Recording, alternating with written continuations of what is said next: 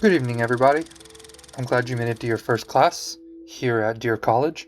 Today I figured, since this is your first day here, the main thing you're going to be doing working for the Foundation is securing, containing, and protecting. Today, we're going to go over that containing portion. We're going to talk about object classes. All anomalous objects, entities, and phenomena requiring special containment procedures are assigned an object class. Object classes serve as a rough indicator for how difficult an object is to contain.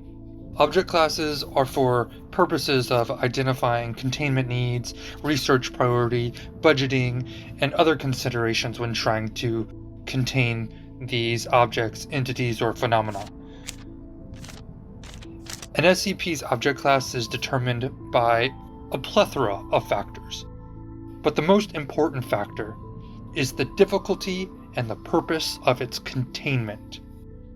We have 5 primary classes when it comes to containment, and these are the most common. There are other ones, but they're not used as much. So we're going to go over the first one.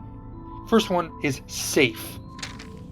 A safe class SCP are anomalies that are easily and safely contained.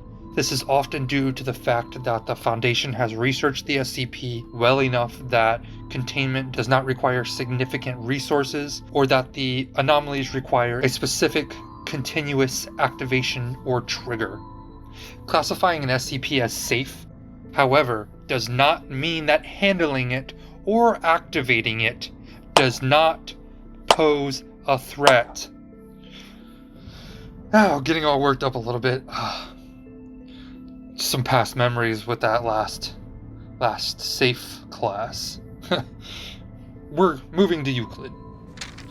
Euclid class SCPs are anomalies that require more resources to contain completely, or where containment isn't always reliable. Usually this is because the SCP is insufficiently understood or inherently unpredictable.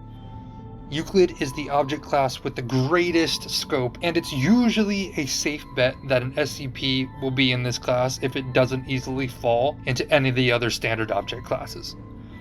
As a note, any SCP that is autonomous, sentient, or sapient is generally classified as Euclid. This is due to the unpredictability of an object that can act or think on its own. The next object class we're talking about is Keter. The Keter class SCPs are anomalies that are exceedingly difficult to contain consecutively or consistently or reliably, with containment procedures often being extensive and complex. The Foundation often can't contain these SCPs well due to not having a solid understanding of the anomaly, or lack the technology to properly contain or counter it. A Keter SCP does not mean the SCP is dangerous, just that it's simply very difficult or costly to contain. Now, Thaumiel class SCPs are anomalies that the Foundation specifically uses to contain other SCPs. Even the mere existence of Thaumiel class objects is classified at the highest levels of the Foundation, and their locations, functions, and current status are known to few Foundation personnel outside of the O5 Council. And there's one more object class that we're going to go over. It is the Neutralized class. Neutralized SCPs are anomalies that are no longer anomalous, either through having been intentionally or accidentally destroyed or disabled. There is a lot of stories about that, and I happen to be part of one, and it was a mistake.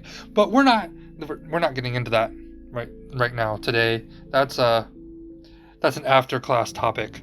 Now, you might be asking yourself, well, how am I going to know what to classify these as? If you run into a new SCP that has no research or anything, there is a test you can do. You can ask yourself a series of questions called the lockbox test.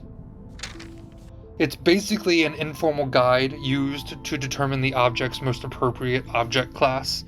What you're going to do, you're going to ask yourself, if I lock this in a box and leave it alone, what will happen? So, you find an object, you say, I lock it in a box, I leave it alone. The outcome is nothing bad happens. Then it's probably safe. If you lock it in a box and leave it alone, and you're not entirely sure what will happen, it's probably Euclid. If you lock it in a box and leave it alone, and it easily escapes that box, it's probably Keter. If it is the box, it's Thaumiel. As a special consideration, something that is autonomous, alive, or sapient is almost always at least Euclid. That is, if you lock a living thing in a box and forget about it, it will probably suffocate, starve to death, and die. And that's not a good outcome. Something that is intelligent could also end up being smart enough to outwit its containment procedures and stop cooperating with the Foundation's attempts to contain it, making it more dangerous than it otherwise might be. You might be asking, but if it's so dangerous, then why don't we just mark it all as Keter? Well, that's because the classes don't go by the danger of the anomaly. It goes by how easy it is to contain it. So no, danger does not really affect an SCP's object class. As has been reiterated several times by myself, an item's object class is more based on the difficulty of containment rather than the danger it otherwise poses.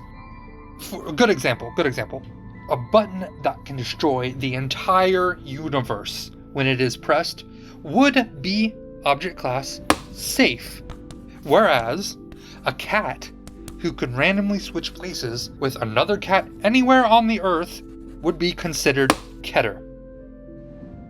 Now, go home and study these because we are going to have a test on these next week. You have to know these. These are important. Other than that, that's pretty much all for lecture today. This is Dr. Hemingway. I might see you on campus.